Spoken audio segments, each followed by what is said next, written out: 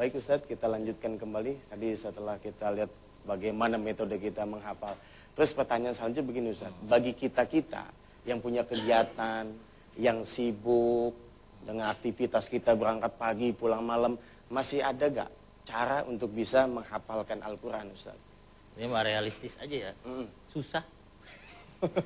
Ini, kalau kita punya pacar, jarang diperhatiin, punya istri jarang diperhatiin, kira-kira cemburu nggak? Enggak Ustadz. Kebangetan kalau nggak cemburu. Nah, Al-Quran juga begitu. Kalau jarang dibaca, jarang dihafal. Misalnya dia udah hafal, jarang ngapalin lagi, jalan ulang.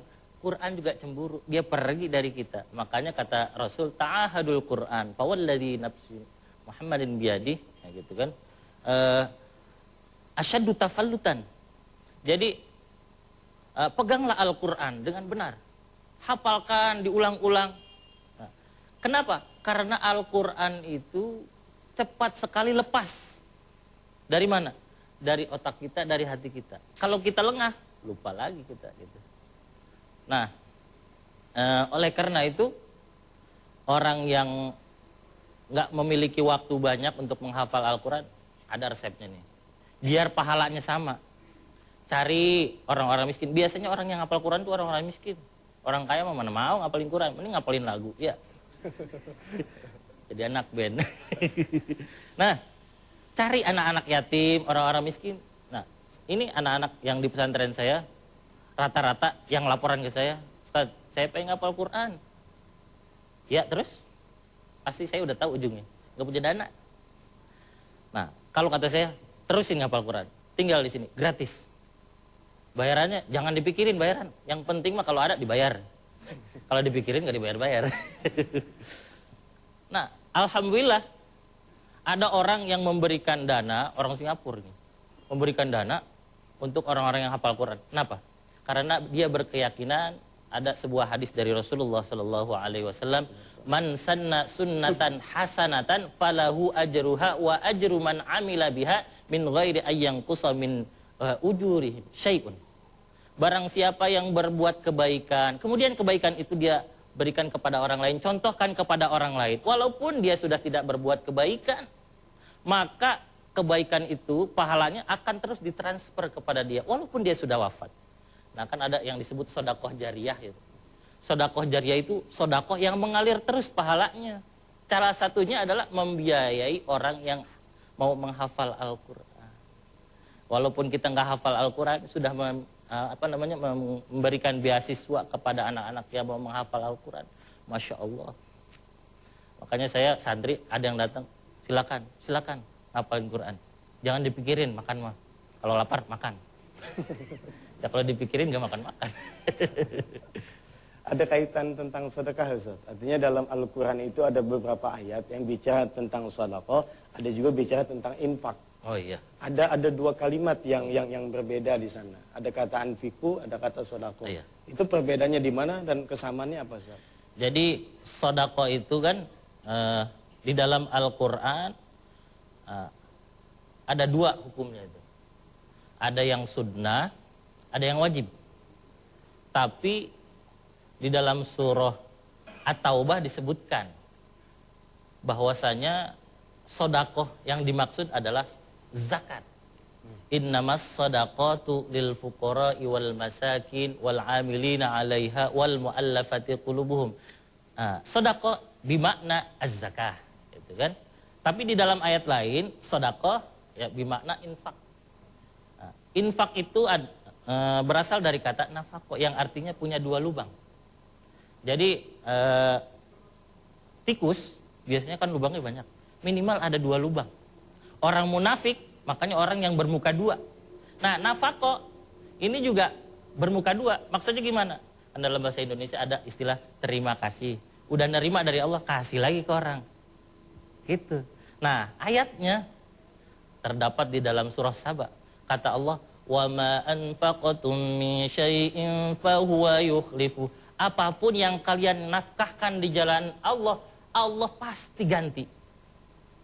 Ganti sama Allah. Kalau nggak percaya, berarti nggak percaya sama Allah. Itu Allah yang berfirman.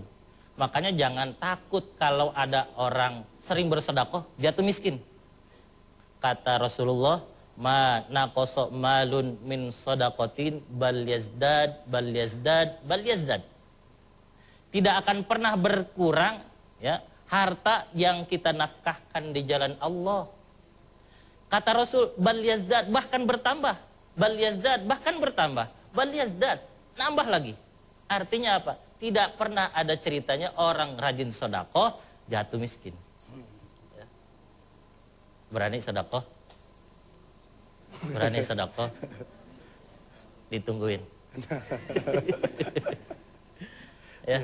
Terus gini Ustaz, kalau kita kerja dapat gaji. Iya, iya. Terus apa janji Allah bagi kita yang menghafal Al-Quran Ustaz? Oh iya. Jadi kata Allah di dalam sebuah hadis qudsi disebut. Rasul pernah bersabda, "Innalillahi ahlin minan nas." Innalillahi azza wa jal ahlina minan nas. Sesungguhnya Allah azza wa jalla memiliki keluarga dari golongan manusia nih.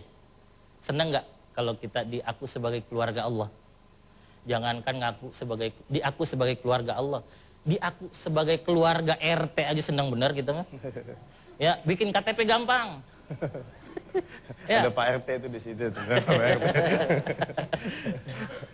Nah, ini Allah berfirman, sesungguhnya Allah mempunyai keluarga dari golongan manusia. Siapa mereka?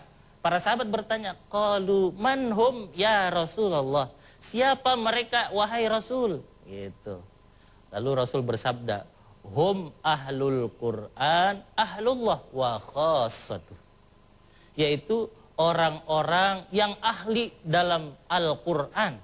Mau bacanya, mau hafal, mau ngerti maknanya dan mengamalkannya. Mereka itu adalah keluarga Allah. Masya Allah, kalau udah jadi keluarga Allah mah ngapain aja gampang. Ya, bahkan dalam sebuah hadis Allah akan memberikan persembahan yang terbaik kepada orang yang selalu zikir kepadaku dan selalu membaca Al-Quran. Sehingga seandainya dia tidak meminta pun Allah akan memberikan yang terbaik. Tuh. Sekarang saya mau nanya bapak-bapak sama ibu-ibu, bulan ini udah berapa kali hatam Quran? Kalau dengerin ceramah serius banget ditanya, udah berapa kali hatam Quran? Alhamdulillah saya udah bolak-balik Quran gitu. Ya. Bolak-balik dia nyari amplop yang nyelip dalam Al-Quran. Bolak-balik. Quran dipakai naruh amplop sekarang. Ya Allah.